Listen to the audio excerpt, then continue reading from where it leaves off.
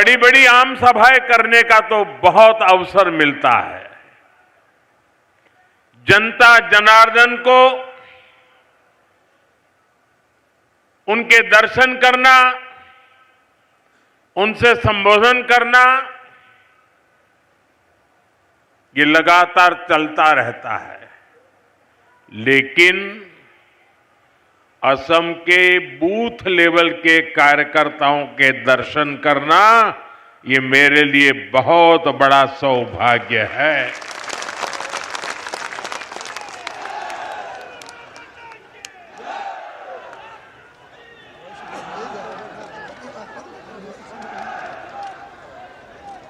आज भारतीय जनता पार्टी जहां पहुंची है, उसका श्रेय, उसकी क्रेडिट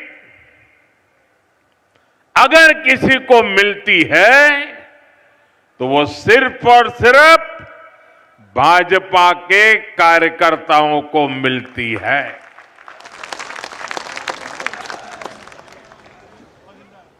हमारा विश्वास संगठन में है।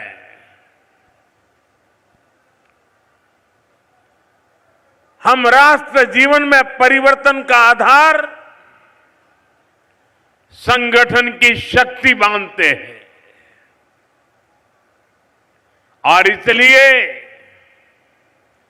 इतनी बड़ी तादाद में जमीन की जड़ों से जुड़े हुए कार्यकर्ताओं का दर्शन करना, ये अपने आप में बहुत बड़ा सौभाग्य है। साथियों, हम लोग एक ही मंत्र को लेकर के जिए हैं। हम लोग एक ही मंत्र को साकार करने के लिए अपने आप को खपा रहे हैं और वो मंत्र है भारत माता की जय। दोनों मुट्ठी बंद करके पूरी ताकत से मेरे साथ बोलिए, भारत माता की, भारत माता की, भारत माता की, वंदे वंदे वंदे। यहां इस विशाल कार्यकर्ता सम्मेलन में आए हुए भाजपा के हर एक कार्यकर्ता का मैं हृदय से स्वागत करता हूं, अभिनंदन करता हूं। भाजपा में रहते हुए आपने मां भारती की सेवा को, जनता की सेवा को अपना धर्म बनाया है। आप सभी भाजपा कार्यकर्ता ही भाजपा की प्राणवायु है, ऑक्सीजन है। भाजपा का कार्यकर्ता परिश्रम की पराकाष्ठा करता है और उसके कारण भारतीय जनता पार्टी आगे बढ़ती है। साथियों, मैं गर्व से कहता हूं, अगर मेरा सबसे बड़ा कोई क्वालिफिकेशन है, मेरी सबसे बड़ी गौरवपूर्ण मेरे जीवन की बात है, तो वो यही है कि नरेंद्र मोदी भाजपा का कार्यकर्ता है और एक भाजपा कार्यकर्ता के तौर पर मैं असम के अपने सभी कार्यकर्ता और भाई बहनों को, संगठन की शक्ति को सर झुका करके नमन करता हूं। साथियों, मैं मां आदि शक्ति, मां कामाख्या को भी कोटि कोटि प्रणाम करता हूं।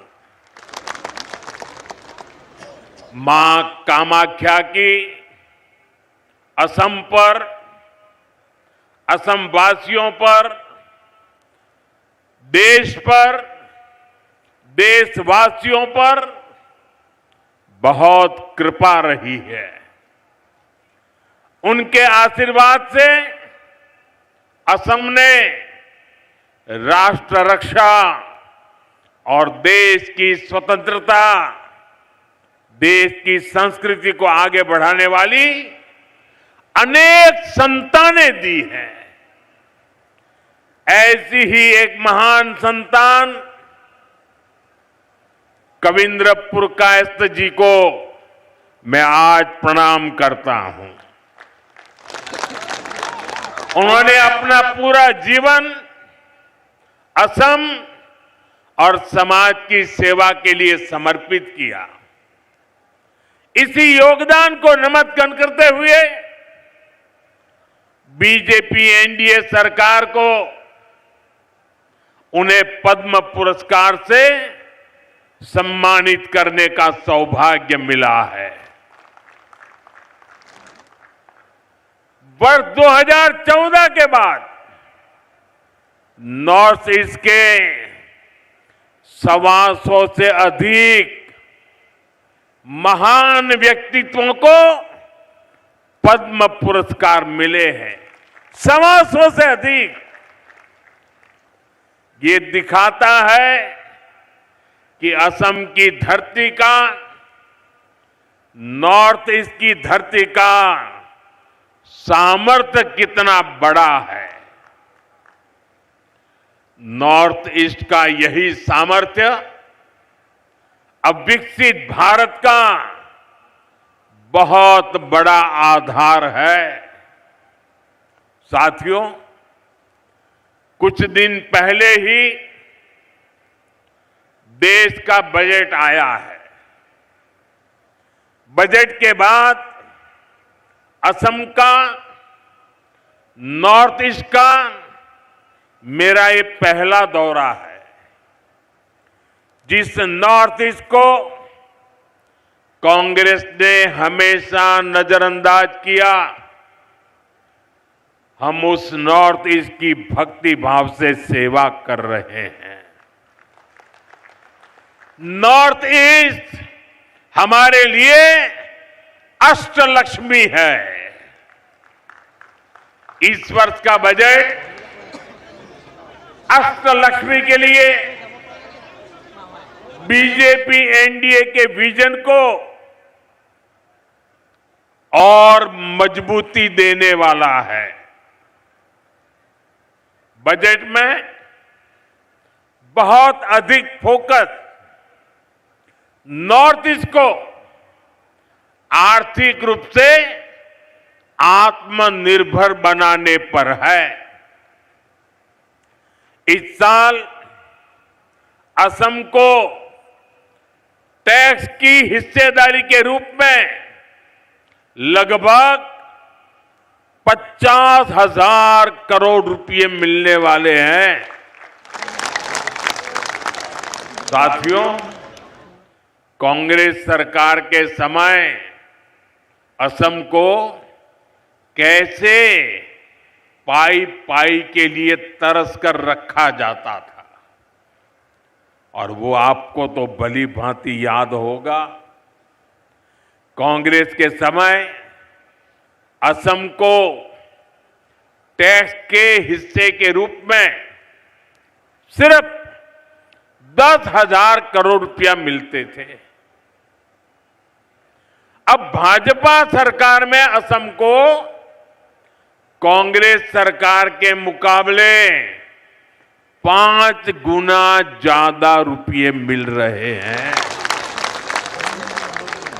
अगर मैं पिछले 11 वर्ष की बात करूं तो असम को तमाम विकास परियोजनाओं के लिए केंद्र सरकार से 5.5 लाख करोड़ रुपए से अधिक मिले हैं।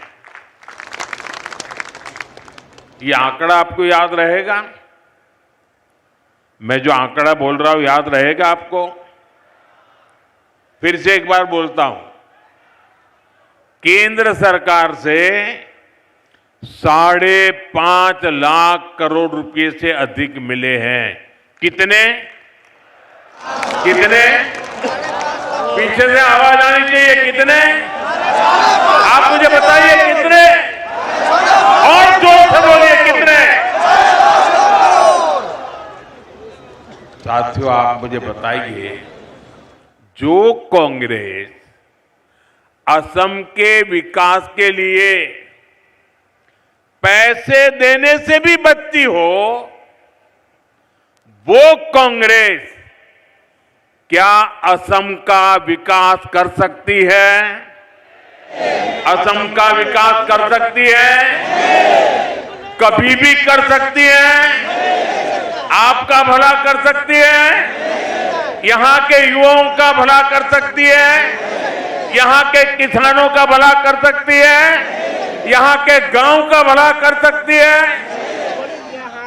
साथियों, इस साल के बजट में नॉर्थ ईस्ट की कनेक्टिविटी को और अधिक मजबूती देने का काम किया गया है। कनेक्टिविटी बढ़ती है तो रोजगार के अवसर भी बढ़ते हैं।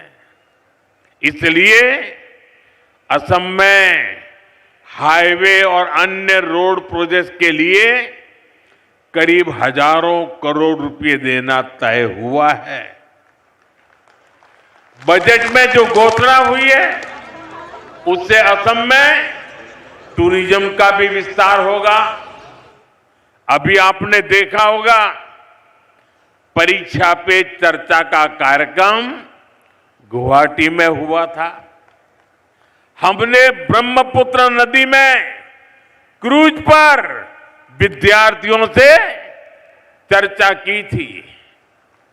आने वाले समय में ब्रह्मपुत्र पर ऐसे ही रिवर टूरिज्म को और बढ़ाया जाएगा। मैं ऐसे ही वहां नहीं गया था। मैं देश को बताना चाहता था कि टूरिज्म के लिए इससे बेहतर जगह नहीं है। आओ, ये मेरा असम है, ये मेरी ब्रह्मपुत्र है। आइए, इस बार के बजट में इसके लिए भी व्यवस्था की गई है। साथियों, आज के दिन देश की नजरें असम पर है। सबने देखा कि असम का नॉर्थ ईस्ट का सामर्थ्य क्या है।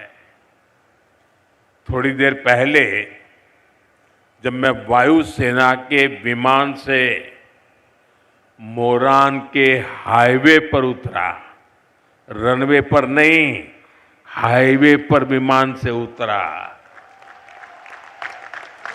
तो एक नया इतिहास बन गया।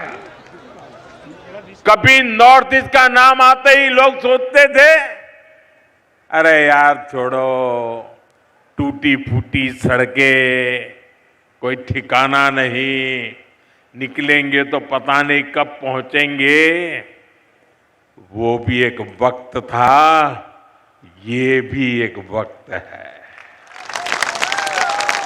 और आज यहां ऐसे हाईवे बनकर तैयार हो रहे हैं जहां सिर्फ गाड़ियां ही नहीं चलती, बल्कि हवाई जहाज भी लैंड करते हैं।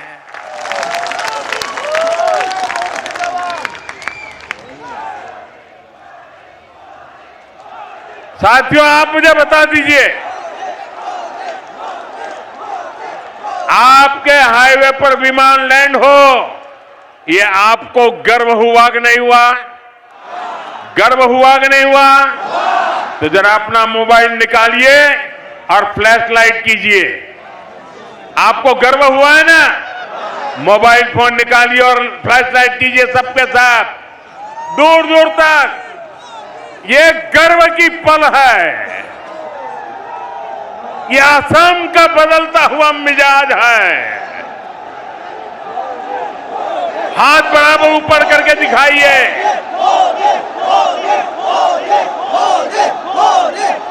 आपको गर्व हुआ कि नहीं हुआ? गर्व से मन भर गया कि नहीं भर गया? बोलिए भारत माता की। साथियों, असम का इतना विकास इसलिए हो रहा है क्योंकि यहां आप सभी की मेहनत से बीजेपी सरकार बनी है। यहां के नागरिकों ने भाजपा पर भरोसा किया है। आपने मेरा बूथ सबसे मजबूत, मेरा बूथ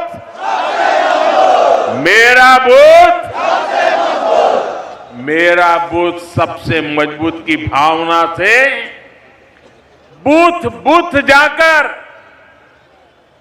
एक एक परिवार को मिलकर, एक एक मतदार को मिलकर बीजेपी के हर समर्थक को अपने साथ जोड़ा, उन्हें उनके वोट की ताकत का परिचय करवाया और इसी प्रयास से ही असम में बीजेपी की सरकार बनी।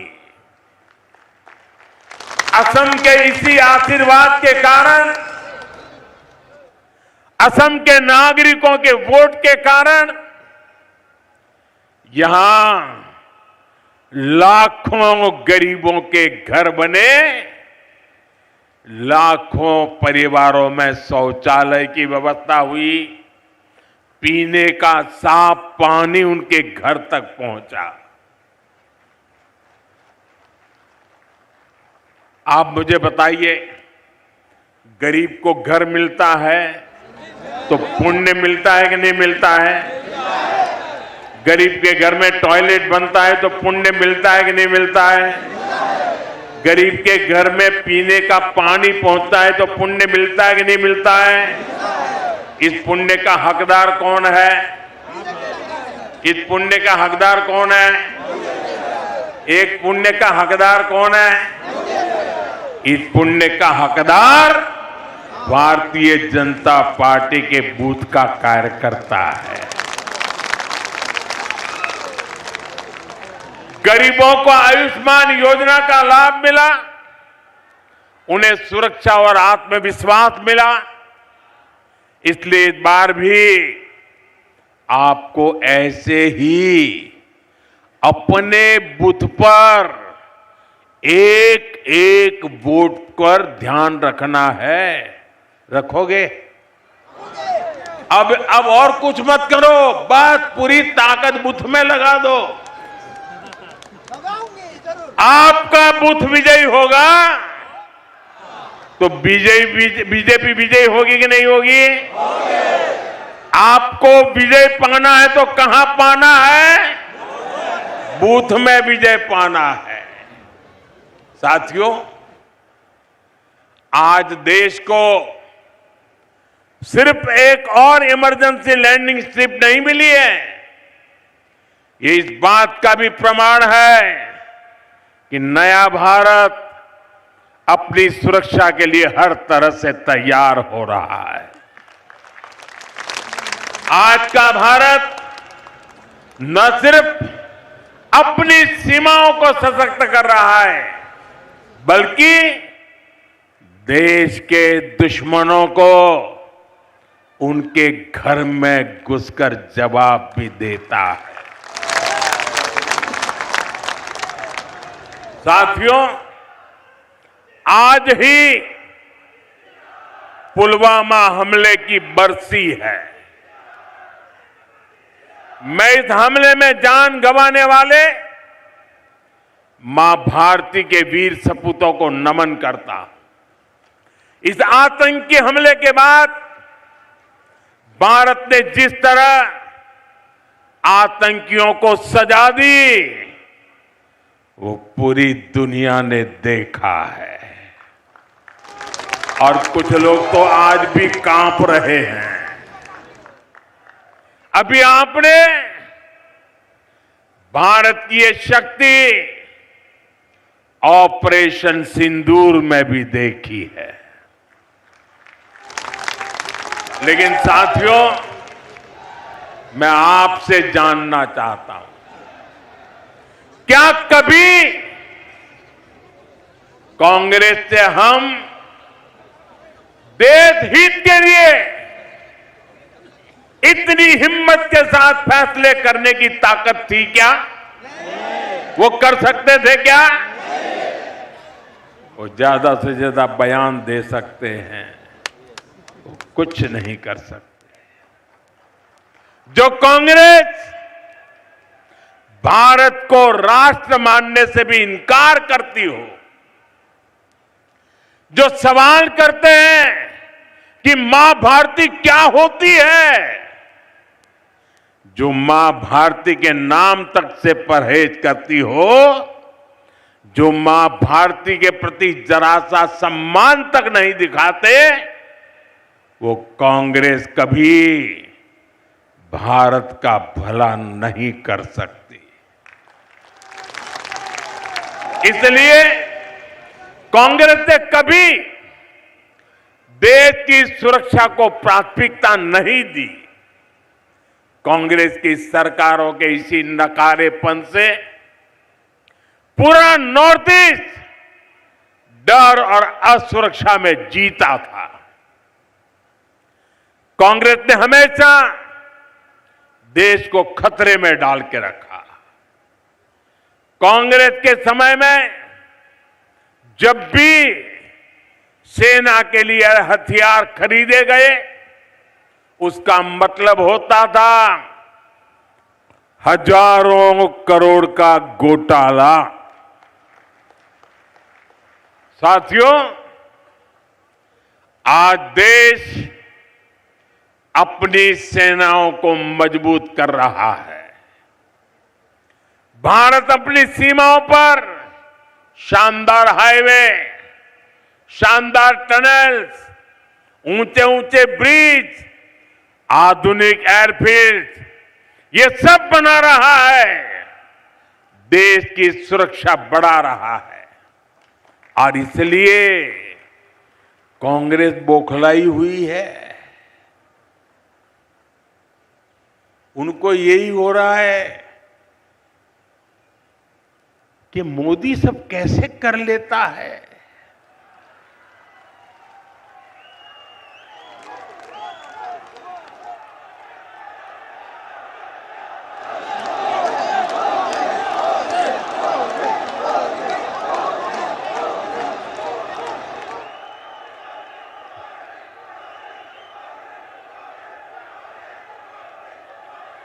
उन बेचारों को नींद नहीं आती, नींद नहीं आती।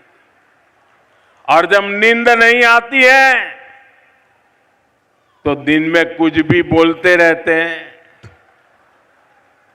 साथियों, आज की कांग्रेस हर उस विचार, हर उस आतंकी को कंधे पर बिठाती है जो देश का बुरा सोचता है, जो लोग देश के टुकड़े टुकड़े करने का सपना देखते हैं, जो लोग नॉर्थ ईस्ट को भारत से अलग करने के नारे लगाते हैं, वो कांग्रेस के लिए पूजनीय बन चुके हैं।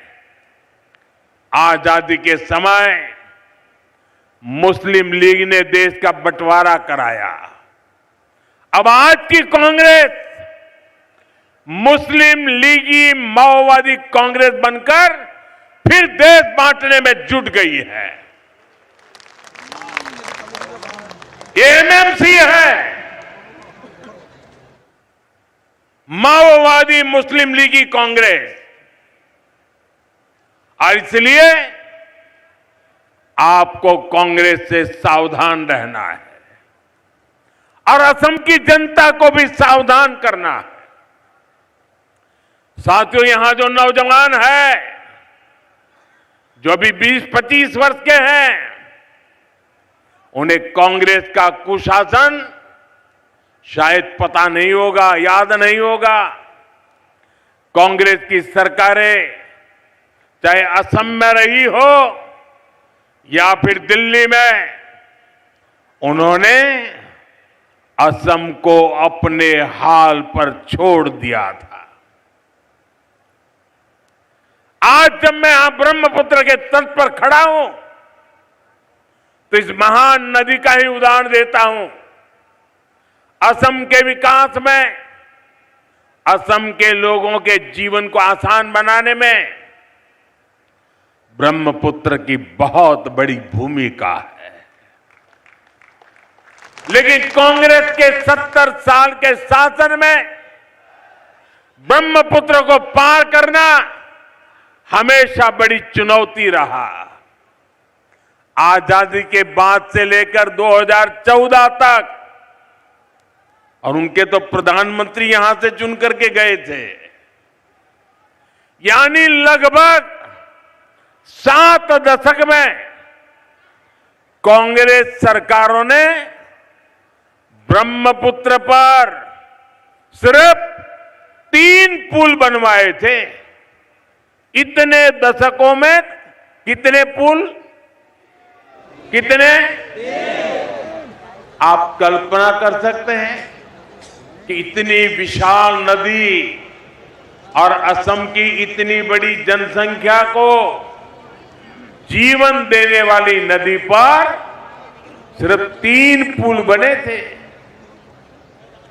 क्या ऐसी हालत में असम तेज विकास संभव था क्या? तेज विकास संभव था क्या?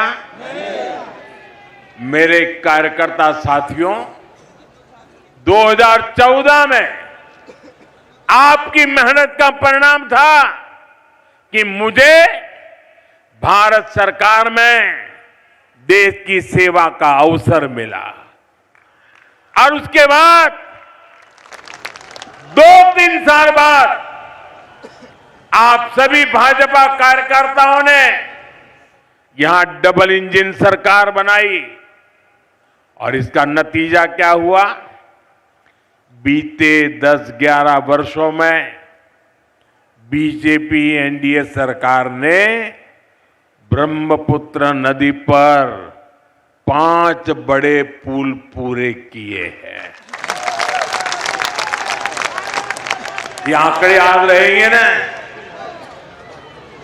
कांग्रेस की 70 साल की सत्ता में सिर्फ 3 पुल बने थे, लेकिन हमने सिर्फ 10 वर्षों में 5 पुल बनाए हैं। यानी कांग्रेस ने असम को सिर्फ समस्याएं दी, जबकि बीजेपी ने असम को समाधान दिए हैं। साथियों, आज गुवाहाटी के 2 हिस्सों को जोड़ने वाले शानदार पुल का भी लोकार्पण हो गया है। इस सेतु का नाम प्राचीन कामरूप के महाप्रतापी सम्राट कुमार भास्कर वर्मन जी के नाम पर रखा गया है। ये लोग होते तो अपने परिवार पर ही नाम चढ़ा देते। यानी ये भास्कर सेतु असम के आधुनिक इंफ्रास्ट्रक्चर और असम के समृद्ध इतिहास का संगम है। ये इस बात का प्रमाण है कि बीजेपी तेज विकास करती है और विरासत को भी आगे बढ़ाती है। साथियों, इस नए सेतु के बनने से गुवाहाटी देश का एक बड़ा ग्रोथ सेंटर बनने की दिशा में आगे बढ़ेगा। 6 लेन के इस ब्रिज से नौजवान हो या बुजुर्ग, किसान हो या उद्यमी, सबको फायदा होगा। और मैं आपको एक और बात बता दूं, यहां अभी ऐसे कई सारे पुलों पर काम चल रहा है। जब ये सभी तैयार हो जाएंगे तो असम और नॉर्थ ईस्ट के विकास को बहुत तेज गति मिलने वाली है। भाइयों और बहनों, कांग्रेस के दशकों के कुशासन की सबसे बड़ी वजह रही है कांग्रेस की तुष्टीकरण की राजनीति, वोट बैंक पॉलिटिक्स। कांग्रेस ने असम को हमेशा वोट के चस्पे से ही देखा। कांग्रेस ने हर वो काम किया जिससे तुष्टीकरण को बढ़ावा मिले और हर वो काम रोका जिससे असम का विकास हो। कांग्रेस के समय केंद्र सरकार की योजनाओं को असम तक पहुंचने में भी बरसों लग जाते थे, लेकिन साथियों, बीजेपी ने असम के विकास को, नॉर्थ ईस्ट के विकास को हमेशा प्राथमिकता दी है। बीते 11 वर्षों में देखिए, जब भी कोई नई शुरुआत देश में हुई तो तुरंत उसका लाभ नॉर्थ ईस्ट को भी मिला, कोई भी विलंब के बिना मिला। देश में semi high speed Vande Bharat ट्रेनें लॉन्च हुई तो असम और नॉर्थ ईस्ट भी इससे शुरुआत में ही कनेक्ट हो गया। अभी कुछ समय पहले देश की पहली स्लीपर वंदे भारत ट्रेन असम से ही शुरू हुई है। जब देश ने तय किया कि अब सेमीकंडक्टर सेक्टर में तेजी से काम करना है और असम इस सेक्टर में भी ग्रोथ इंजन बन रहा है, और वो दिन दूर नहीं जब असम की चाय की तरह ही, असम की चाय की तरह ही असम में बनी चिप्स की भी पूरी दुनिया में चर्चा होगी। चाय से लेकर के चिप्स तक असम की विकास यात्रा दिखाई देती है।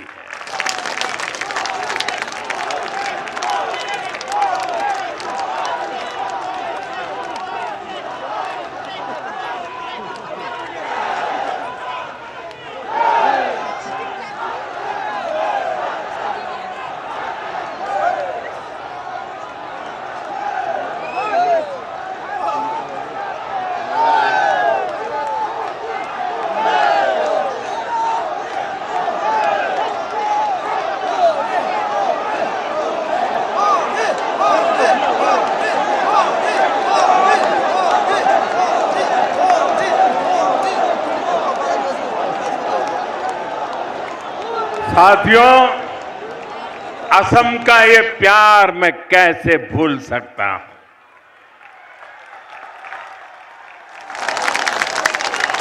लेकिन मैं असम को वादा करता हूं, आपने मुझे जो प्यार दिया है ना, मैं उसे ब्याज समेत लौटाऊंगा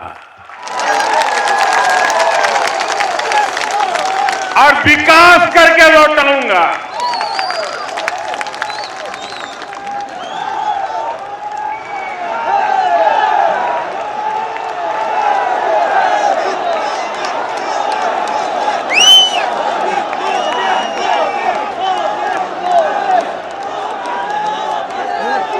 साथियों, मैं आपको डिजिटल कनेक्टिविटी का भी उदाहरण दूंगा।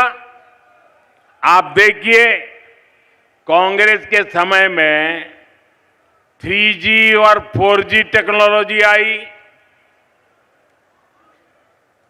ये 2G के घोटाले भी आए, लेकिन नॉर्थ ईस्ट तक, असम तक उसे तेजी से पहुंचाने के लिए कांग्रेस ने मेहनत ही नहीं की। और जब भाजपा सरकार में 5G टेक्नोलॉजी आई तो हमने क्या किया? हमने इस टेक्नोलॉजी को पूरे असम में, पूरे नॉर्थ ईस्ट में गांव-गांव तक पहुंचाने के लिए काम किया। इस सैचुरेशन अप्रोच के कारण आज गुवाहाटी के युवाओं को हाई स्पीड इंटरनेट का लाभ मिल रहा है। और जब असम में एनआईसी डेटा सेंटर की भी शुरुआत हुई है, ये डेटा सेंटर यहां के नौजवानों को बहुत बड़ा लाभ देने वाला है। साथियों, एक और उदाहरण स्वास्थ्य सेवाओं का भी है। कांग्रेस ने दशकों तक एम्स के विस्तार पर ध्यान नहीं दिया। जब अटल जी की सरकार बनी तो एम्स की संख्या बढ़ाई गई। इसके बावजूद हालत ये थी कि 2014 में देश में सिर्फ 6 एम्स थी। आपने 2014 में मोदी को देश की सेवा का अवसर दिया और आज देश में एम्स की संख्या बढ़कर 20 से ज्यादा हो चुकी है। बीजेपी सरकार ने एम्स गुवाहाटी का भी निर्माण किया है। इसके अलावा असम में कई मेडिकल कॉलेज और कैंसर हॉस्पिटल भी खोले गए हैं और कल ही हमने पीएम राहत स्कीम को भी मंजूरी दी है। देश के किसी भी हिस्से में अगर कोई भी व्यक्ति किसी दुर्घटना में घायल होता है तो केंद्र की सरकार की ओर से उसका 1.5 लाख रुपए तक का इलाज मुफ्त में कराया जाएगा। एक्सीडेंट के बाद तुरंत मदद मिलने से जान बच जाती है। साथियों, यहां आए भाजपा कार्यकर्ताओं में बड़ी संख्या में मेरे युवा बेटे बेटियां की है। आप याद रखिए, देश में जब मैनेजमेंट और उच्च शिक्षा की बात होती थी तो असम और नॉर्थ ईस्ट के युवाओं के पास सिर्फ पलायन का ही विकल्प होता था। लेकिन आज देखिए, IIM पालसबारी का नया कैंपस शुरू हो चुका है। IIT गुवाहाटी का भी आधुनिकीकरण हो रहा है। इसके अलावा असम में IRI इसकी भी स्थापना की गई है। ये संस्थान असम में नई टेक्नोलॉजी लीडर्स को तैयार करेंगे। साथियों, आज केंद्र की बीजेपी एनडीए सरकार देश के छोटे छोटे शहरों में इलेक्ट्रिक बसों का जाल बिछा रही है। आज ही मुझे गुवाहाटी में 100 इलेक्ट्रिक बसों को हरी झंडी दिखाने का अवसर मिला। इस वर्ष के बजट में भी पूर्वोदय स्कीम के तहत 4000 इलेक्ट्रिक बसों की घोषणा की गई है। इससे आने वाले समय में बहुत बड़ी संख्या में असम को भी इलेक्ट्रिक बसें मिलने वाली है। साथियों, कांग्रेस ने असम के साथ एक और बहुत बड़ा अन्याय किया है। कांग्रेस ने असम को अशांत रखा, हिंसा और अलगाव में रखा।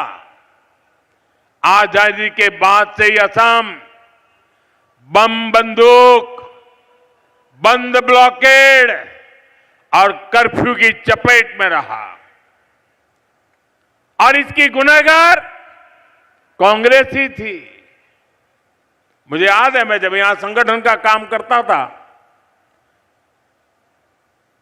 तो मैं वापिस जाने का भी कार्यक्रम बना के आता था, लेकिन यहां मैं कार्यक्रम नहीं कर पाता था। क्यों? कहीं ब्लॉकेड है, कहीं जा नहीं सकते, रास्ते बंद है। तो मुझे कभी कभी तो 3 दिन के लिए आया था, 7 दिन तक वापस नहीं जा पाता था, काम ही नहीं कर पाता था। यह हालत करके रखी थी। लेकिन साथियों, भाजपा एनडीए सरकार असम में शांति, बहाली और तेज विकास का संकल्प लेकर चल रही है। इसलिए जो असम कभी बम धमाकों से गूंजता था, उसी असम में अब शांति की स्थापना हो रही है। जिस असम में हर साल औसतन 1000 से ज्यादा लोग हिंसा में मारे जाते थे, आज वहां हिंसा की घटनाएं बंद हो रही है। पहली बार असम में बोडो, कार्बी, आदिवासी, डीएनएलए, उल्फा ऐसे हर संगठन से जुड़े साथियों ने बंदूक छोड़कर देश के संविधान का रास्ता चुना है, शांति और विकास की राह पकड़ी है। लेकिन मेरे कार्यकर्ता साथियों, आपको भूलना नहीं है, 10 वर्ष सत्ता से बाहर रहने की वजह से कांग्रेस और ज्यादा जहरीली हो गई है। उनके टॉप लीडर से नीचे तक उनके जुबान से जहर ही निकलता है। कांग्रेस असम को फिर से अशांति और अराजकता में झोंकना चाहती है। कांग्रेस असम को घुसपैठियों के हवाले करना चाहती है। आप इनके दिल्ली के नेताओं को देखिए, यहां जो इनके नेता हैं उनको देखिए, ये सब घुसपैठियों को बचाने में ही लगे हुए हैं। कांग्रेस असम की असल पहचान को मिटाना चाहती है। साथियों, आने वाले 5 साल असम के लिए बहुत महत्वपूर्ण है। इस दौरान ऐसे अनेक प्रोजेक्ट पूरे होने वाले हैं जो असम की ग्रोथ को नए पंख लगाएंगे। और इसलिए यहां डबल इंजन की बीजेपी सरकार फिर एक बार बहुत जरूरी है।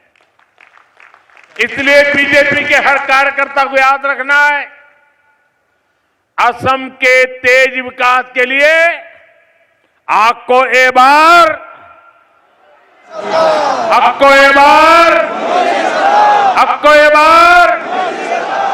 असम के युवाओं को रोजगार के लिए आपको एक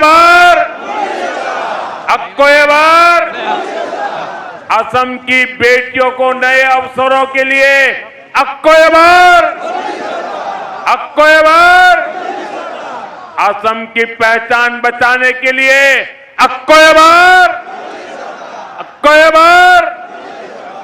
साथियों, आज यहां आप सबका ये जोश देखकर असम की महाविजय का मेरा विश्वास और मजबूत हो गया है। मुझे पूरा भरोसा है, इस बार और बड़े बहुमत से असम में हमारी सरकार की वापसी होने वाली है। लेकिन साथियों, याद रखिएगा, हमें सिर्फ चुनाव ही नहीं जीतना है, हमें निरंतर असम के लोगों का मन भी जीतना है, उनका दिल भी जीतना है। आज के लिए असम के एक एक भाजपा कार्यकर्ता को, एक एक पदाधिकारी को, सभी पदाधिकारी को पूरे परिश्रम से काम करना है। जब तक असम में वोटिंग का काम पूरा नहीं होता है, जब तक काउंटिंग नहीं होता है। जब तक नई सरकार के, भाजपा की सरकार के शपथ नहीं होते हैं, तब तक हमें हर दिन अपने क्षेत्र के हर घर में जाना है, हर घर में लोगों को मिलकर उनकी आकांक्षा, अपेक्षा सुननी है, लोगों को अपने काम बताने हैं, उनके काम आना है। एक एक पन्ना प्रमुख, एक एक बूथ वर्कर को अगले 2 महीने खूब मेहनत करनी है। अगले 2 महीने एक एक घर में, एक एक असमिया भाई बहन तक अपनी सरकार के विजन को पहुंचाना है। साथियों, असम में तीसरी बार बीजेपी एनडीए सरकार असम के 3 गुना विकास का रास्ता बनाएगी। इसलिए हर एक कार्यकर्ता का एक ही मंत्र होना चाहिए, मेरा बूथ